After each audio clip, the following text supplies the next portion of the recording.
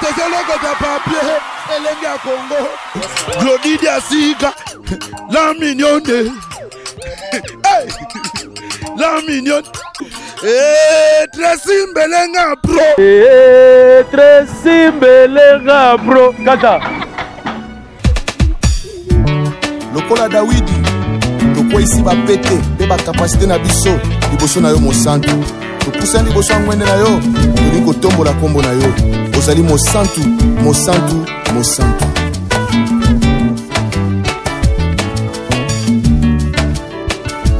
Colonna Belemi. Bonjour, bonsoir, ça dépend à laquelle vous allez nous suivre, peuple de Dieu. C'est moi votre intervenante, la sœur Marika Pinga. Je suis venue devant vous parce que je suis malade. Je suis de fait par contre sans malade.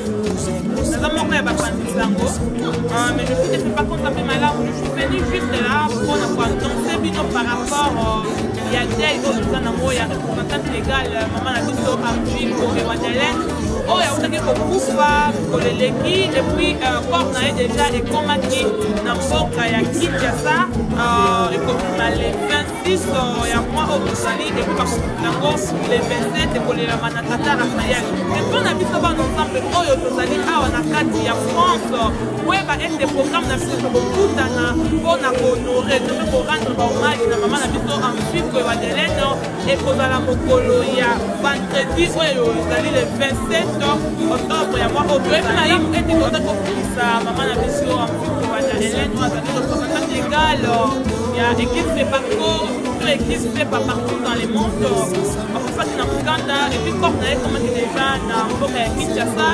et comme Mokolo ya les 26 octobre tu vas dans les 27 et la Manatata Raphaël et puis on a biso van ensemble oh ya fait pas partout dans les mondes tout va ensemble ya fait par contre que bengaka van ensemble ya fait pas oh yo tozali awa na France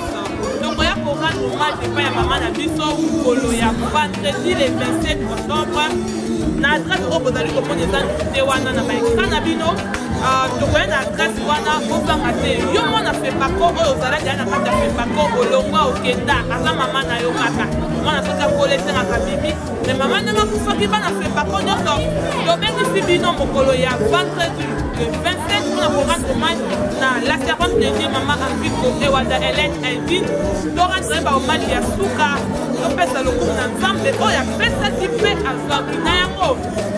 tokozala na bandeko na biso kaka bango baza moko ya bana fembako baoyo bandimi mpona baya kopartage na biso mpasi oyo tokozala na frère na biso Thomas Lokofe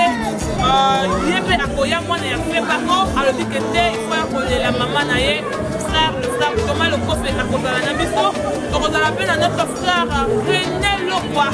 notre frère René Lokwa ye mpe akozala wana mpona kolela na biso tokozala na frère na biso Buda ye pa kozala wana le frère Buda kozala mpe mpo alela na bana ya fepako tokozala na frère na biso de Paul Moulaja ye mpe moko ya bana fepako kaka mpo monake fepako aza église moko ya bana ebele frère na biso de Paul Moulaja ye pa kozala frère na biso mpe Paul Lukela ye kuta kotela na makambo ya yango na maboko alobi mpe ke non mpona mama nakoya mpona kolela na bana ya fepako epuis yo oyo oza mwana fepako oza moyebi oza mwana fepako olongwa na yo oza mwana fepako outi mpe ozala na mboka oyo peut-être oyebaka adresse église te tobengisi bino le 27 octobre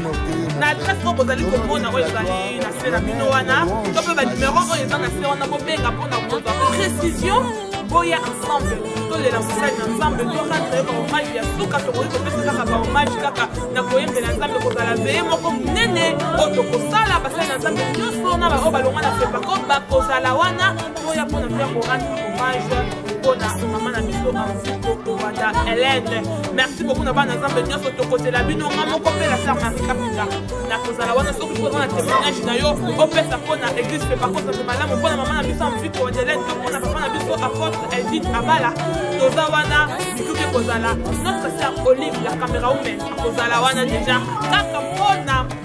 kopanza sango merci Merci beaucoup à toi, Tracy Mbelenga, pour la même magie que Mobali et Claudie Jessica.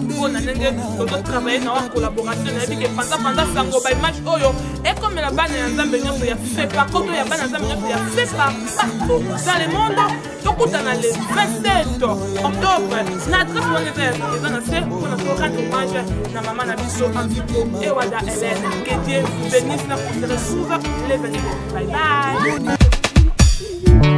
Lokola Dawidi,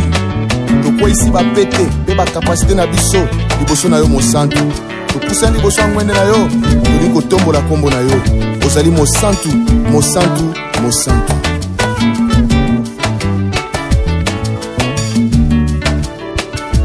Kolona belemi liboso ngwende na yo ya bokonzi. Pona kokumisa kombo na yo bosantu bonzambe na yo. Mosantu, mosantu, mosantu, masia yokumama. Mosantu, mosantu, mosantu, masia yokumama. papier, Elengi à Congo, Glody Diasika, la mignonne, hey, la mignonne, Tracy Mbelenga bro, Tracy Mbelenga bro, kata.